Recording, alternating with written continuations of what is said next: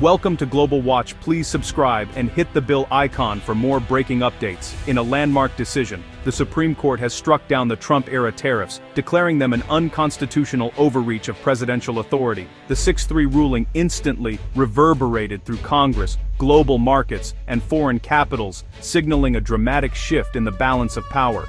At its core, the case asked, who controls the power to tax and regulate foreign trade, Congress or the president? The court's answer: only Congress, as the Constitution's Article 1 states, can impose such taxes. This decision redraws the lines of authority for all future presidents, ensuring the power of the purse remains with Congress. Tonight marks the start of a new chapter in American democracy. To truly grasp the Supreme Court's recent decision, it's essential to first understand what tariffs are and why they matter so much in the world of trade and politics. At their core, tariffs are taxes placed on goods that are brought into a country from abroad.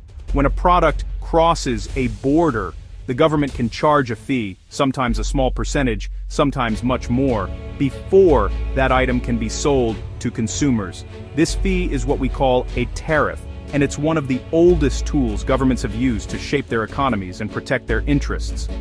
Tariffs have a direct impact on the prices you see at the store. When foreign products are taxed, their prices go up, making them less attractive compared to goods made locally. This can help domestic industries by giving them a competitive edge, and it also brings in revenue for the government, money that can be used for public services or infrastructure. But the story doesn't end there. Tariffs can also affect the choices available to consumers, sometimes limiting variety or raising costs on everyday items, from electronics to groceries. Beyond economics, tariffs are a powerful diplomatic tool. Countries often use them to send a message or to pressure other nations into changing their policies. For example, if one country feels another is acting unfairly, perhaps by subsidizing its own industries or violating trade agreements, it might impose tariffs as a form of leverage. These moves can spark tense negotiations, and sometimes they escalate into broader disputes that affect global relations. However, tariffs can also have unintended consequences. Many American companies rely on imported materials or components to make their products. When tariffs raise the cost of these imports, it can drive up production expenses, forcing businesses to either absorb the loss or pass the higher costs on to consumers. This means that while tariffs are designed to protect certain industries, they can end up making everyday goods more expensive for everyone. The ripple effects of tariffs can be felt around the world.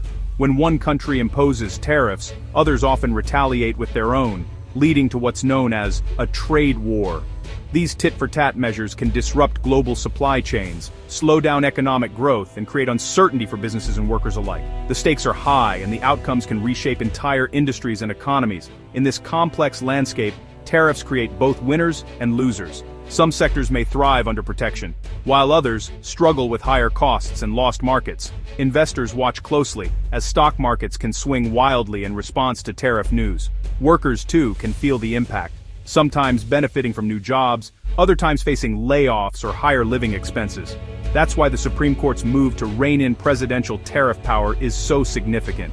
For decades, presidents have had broad authority to impose tariffs, often with little oversight. Now the court is stepping in, raising questions about who should have the final say over these powerful economic tools. Ultimately, the debate over tariffs is about more than just economics. It's about the balance of power in our government, and who gets to make the rules that shape our lives, our jobs, and our future in a globalized world. The United States Constitution is the foundation of American government, and it clearly assigns the power to tax and regulate foreign trade to Congress, not the president. This division of authority was designed by the founders to ensure that no single branch of government could dominate the nation's economic relationships with the rest of the world. By giving Congress the power over tariffs and trade policy, the Constitution aimed to keep these crucial decisions in the hands of the people's representatives. For much of U.S. history, Congress exercised this power directly, debating and setting tariffs on imported goods, and shaping the nation's economic destiny through legislative action. These debates were often heated, reflecting the diverse interests of different regions and industries across the country. However, as the world economy became more interconnected and global trade grew increasingly complex, Congress found it necessary to delegate some of its authority to the president. This allowed the executive branch to respond more quickly to international developments and negotiate trade agreements on behalf of the United States. Laws such as the Trade Expansion Act of 1962 and the Trade Act of 1974 were passed to give presidents the flexibility to act in specific situations, like negotiating trade deals or responding to unfair practices by other countries. These laws marked a significant shift in how trade policy was managed, but they always included clear guidelines and limits set by Congress.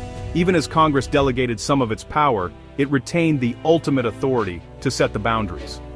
Presidents could act, but only within the framework and limits established by lawmakers. This system was meant to balance flexibility with accountability, ensuring that no president could act unilaterally or without oversight. The legal battle over President Trump's tariffs brought these issues into sharp focus.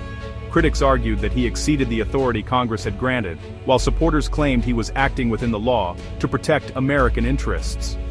The controversy highlighted the ongoing tension between executive action and legislative oversight in trade policy. At the heart of the debate was a fundamental question: did the president stay within the boundaries set by Congress, or did he seize powers that lawmakers never intended to give? The courts were called upon to interpret the law and decide where the line should be drawn. In a landmark decision, the Supreme Court reaffirmed a core principle of American government. When Congress delegates power, that power is not unlimited. The president must always act within the scope of authority granted by Congress, and cannot claim absolute control over trade policy. Ultimately, the president can take action on trade, but only as Congress allows. This balance ensures that both branches play a role in shaping the nation's economic future, and that the system of checks and balances remains strong. The separation of powers is not just a constitutional principle, it's a safeguard for democracy, ensuring that no single leader or institution can control the nation's trade policy alone. The Trump administration's tariffs marked a sharp break from decades of bipartisan trade policy. Citing national security, Trump imposed sweeping tariffs on steel, aluminum, and hundreds of billions in Chinese goods. Supporters saw protection for American industry. Critics saw higher prices, trade wars, and constitutional overreach. Lawsuits quickly followed, arguing the president had exceeded his authority and imposed taxes by executive fiat. Lower courts were divided, but the stage was set for a Supreme Court showdown. The core question: can a president unilaterally rewrite trade policy, or must Congress remain in control? The answer would define the limits of presidential power in trade. The Supreme Court's hearing exposed a fundamental clash over the separation of powers. Challengers argued tariffs are taxes, and only Congress can impose them. Any delegation must be narrow and clear. The administration countered that Congress had intentionally given the president broad authority in foreign trade and national security. The justices faced a stark choice: preserve congressional control, or allow sweeping executive discretion. The outcome would reshape the balance of power for generations. The Supreme Court's 6-3 decision declared the Trump tariffs unconstitutional, reviving the non-delegation doctrine. The majority ruled that Congress cannot hand over its core legislative powers without clear limits. The court found the national security justification too broad, warning it would let presidents impose tariffs at will. The tariffs are now void, and billions collected must be refunded. The message is clear: the power to tax and regulate commerce belongs to Congress. The separation of powers has been forcefully restored. Markets surged on the news, with import-heavy companies gaining and domestic steel stocks tumbling. In Washington, lawmakers split. Some praised the decision as a victory for constitutional order, others decried it as judicial overreach. The administration pledged to work with Congress on new trade rules. Internationally, allies welcomed the ruling as a return to stable, rules-based trade. China responded cautiously, watching for America's next move. For businesses, the focus now shifts to refunds and adapting to a new trade landscape. Consumers may see lower prices, but protected industries face renewed competition. The political and economic aftershocks are just beginning. Congress is under pressure to act. Legal experts are calling this the most significant non-delegation case in decades, a landmark decision that will be studied for years to come. The ruling has sent shockwaves through the legal community, prompting intense debate about the balance of power between Congress and the executive branch. For many, it marks a turning point in how the United States approaches the separation of powers, especially when it comes to trade policy and economic regulation. The Supreme Court's message is clear: Congress must be explicit and detailed when delegating its trade powers to the executive. Vague or overly broad mandates are no longer acceptable. This decision reasserts the importance of legislative clarity and accountability, ensuring that elected representatives, not unelected officials, set the rules that govern international commerce. Economists are already weighing in on the potential impacts. Many believe the ruling will help lower costs for consumers by reducing the risk of sudden, sweeping tariffs. It could also ease tensions with key allies, who have long criticized the unpredictability of U.S. trade actions. However, the decision also introduces new uncertainties, as some industries that once relied on protective tariffs may now find themselves exposed to global competition without the same level of government support. The sudden end to certain tariffs is creating a new landscape of winners and losers. While some communities and businesses stand to benefit from increased access to foreign markets and cheaper goods, others, especially those in industries that depended on tariff protections, may face difficult adjustments. Small towns built around a single factory or industry could be hit hard, while more diversified or globally competitive regions may thrive in the new environment. The decision places a new burden on Congress, forcing lawmakers to take direct responsibility for shaping trade policy. No longer can they pass the buck to the executive branch and avoid tough choices. Instead, they must engage in detailed debate, craft precise legislation, and answer to their constituents for the outcomes. Experts across the political spectrum agree, the era of broad, unchecked executive trade power is over.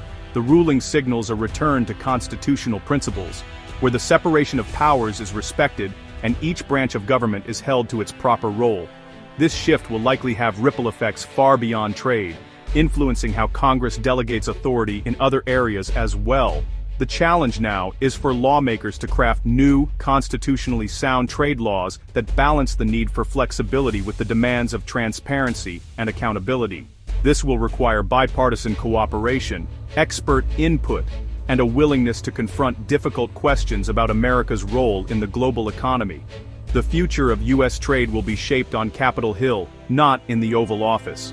As Congress takes up the task of rewriting the rules, the world will be watching to see how America adapts to this new era. The reset is underway, and its effects will be felt for generations to come. The Supreme Court's decision closes one chapter and opens another for American trade. By reining in executive action, the court puts Congress back at the center of trade policy. Lawmakers now face tough questions: how to protect U.S. industries, how to use trade as foreign policy. But no, they are still stepping constitutional bounds. The ruling is a call to action for Congress and the public alike. The future of trade will be decided through debate and legislation, not executive order. The system of checks and balances is held. The world is watching to see what Congress does next. American trade policy is entering a new era,